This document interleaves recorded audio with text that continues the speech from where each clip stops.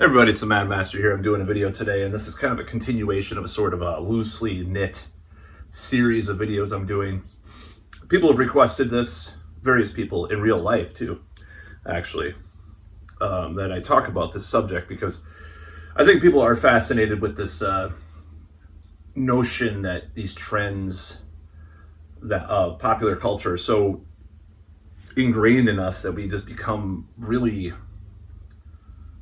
strange creatures as humans, when faced with these ideas, emotions of what's hip or what's unpopular, or what's just past its prime, or what's whatever these ideas, as far as what are perpetuated by popular culture and society.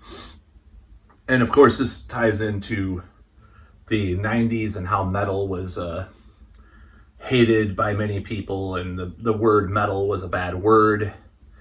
It was almost like a slur, like the R word, the R word. Sorry, it's a bad joke. I can't help it.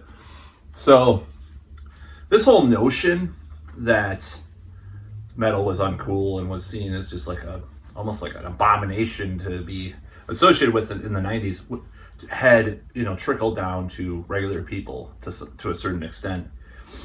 And I will tell a story. I will relate to you this story that's really funny. So let's talk about the 90s first of all.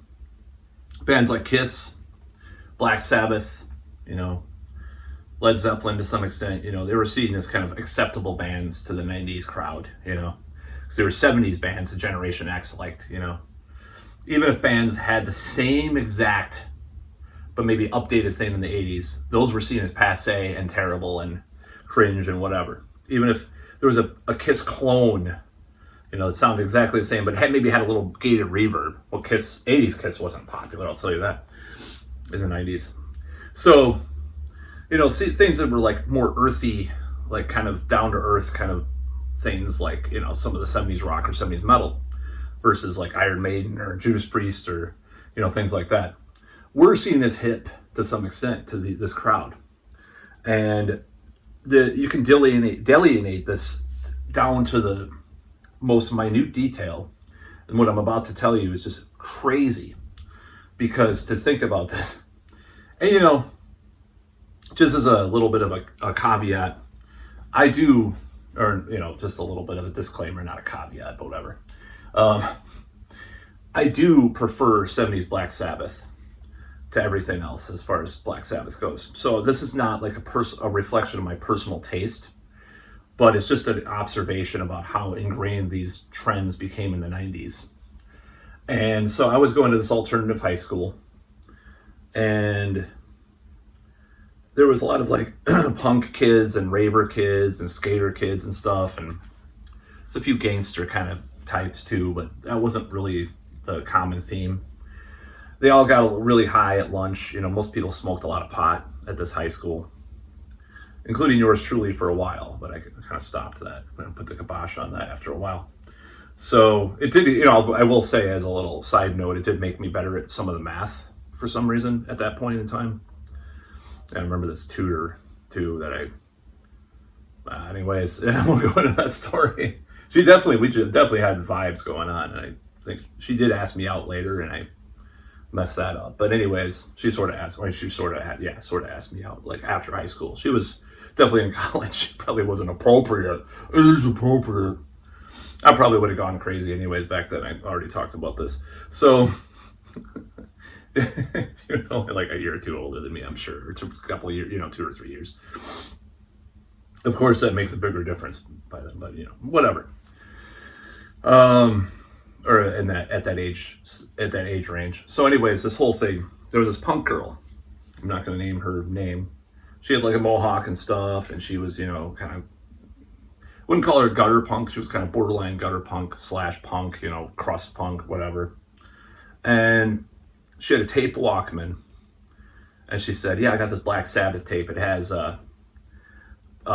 Paranoid. I think it was Paranoid or Master Reality or something on side A, and then it's one of those double album cassettes that they used to have back in the day." On side 2, it has Heaven and Hell. That's terrible. That's lame. That's terrible. So I think this was like this. The 80s stuff was so hated, and this is just my theory. I'm just my hypothesis about 80s metal at the time.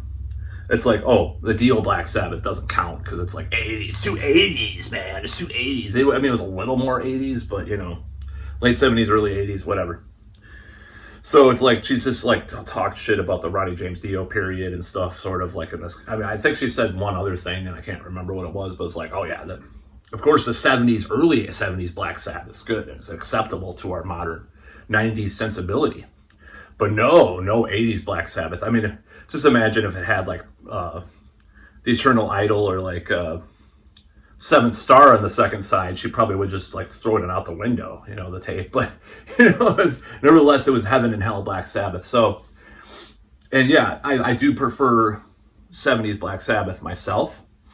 I love Dio and I love Rainbow, and I like the Black Sabbath Dio, but my preference is like Sabotage and Sabbath Bloody Sabbath, or Sabotage or Master Reality, that period of time of Black Sabbath, because I just like the heaviness, the down tuning, the musical exploration that were done on these albums.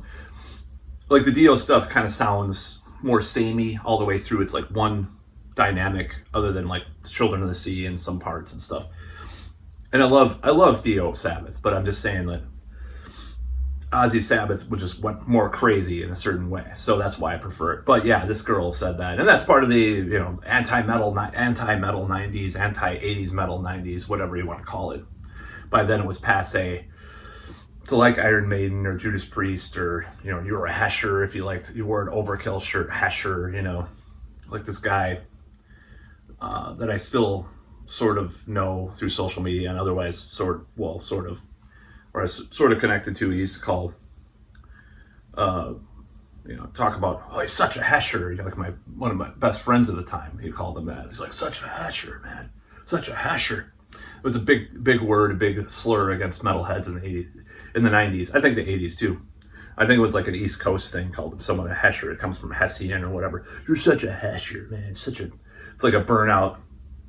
I asked this girl at that same very high school, what does that mean? She's like, yeah, this like 80s burnout, like has a Camaro on his lawn, is white trash, and has a lot of beer cans like lying around. It's just it's a piece of working class trash, right? For Madison, Wisconsin, that's not acceptable unless you're like a Northeast Sider, like I am now. That's about all.